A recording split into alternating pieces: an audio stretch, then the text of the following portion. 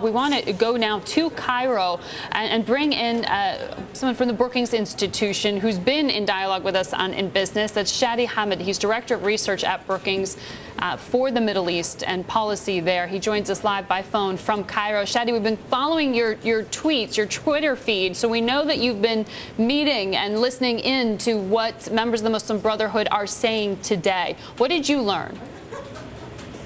Yeah, sure. So I've been meeting with Brotherhood activists pretty much all day right now. I'm right outside of Tahrir Square, the main point of protest. There's still tens of thousands out here. What I've been really trying to understand is what is the Muslim Brotherhood's plan going forward. A big question now is there's been this nonstop presence of, hundreds of thousands of people, but what happens next? Does the opposition have a plan for moving forward and articulating more clear political demands? And it seems there's a big question mark. People don't really have a plan, and I've talked to Brotherhood leaders, and there was one leader who said, our plan is to wait and see. We're going to keep on protesting and putting pressure on the government. It doesn't sound like much of a plan to me.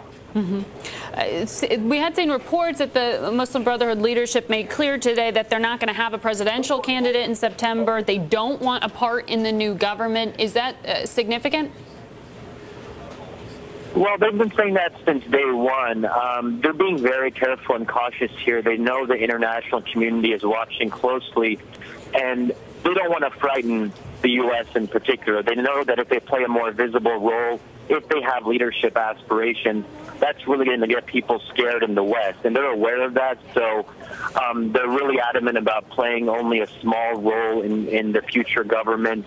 And I think we can believe that. I mean, there's no reason to think otherwise. They understand this is not their time yet, and they just want to keep a low profile, I think, at least for the foreseeable future. That soundbite we ran, and what you're describing there sounds like politically savvy opposition articulating, clear demands. It doesn't seem as ideological as many feared. Is that truly the case? Yeah, the Brotherhood isn't talking about ideology. They're not raising Islamic slogans. I mean, no one's talking about Islamic law right now.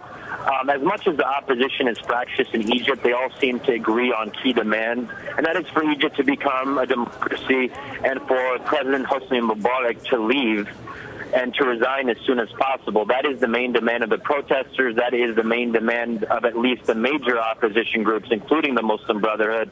And the problem is now is that Mubarak doesn't seem like he wants to leave, so we're at an impasse.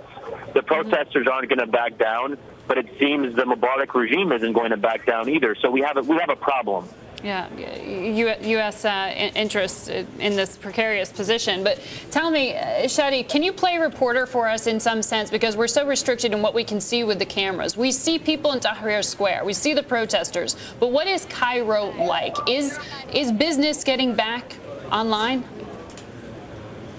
Well, the nature and mood of the protests have changed. So I've been here for most of the day, and it's a very festive atmosphere. I've never seen anything like it in Egypt before, but families are coming in, they're setting up shop, people have their loudspeakers, people seem happy. So there isn't the same kind of sense of fear and urgency that we saw last week, where there was really a fear that the regime would crack down and shoot into crowds. So we don't have that. As for the rest of Cairo, life is slowly getting back to normal. Banks have reopened. People are going about their daily lives a little bit more, but there still is a curfew. So the curfew starts at 8 p.m., and then you have military checkpoints, all over the city. It's very hard to get around. This feels like a military state. I mean, the military is everywhere. This is not a normal country. It's really actually hard to describe in words. Yeah, well, Shadi, we appreciate you calling in and giving us your read on the ground there. Shadi Hamid from the Brookings Institution.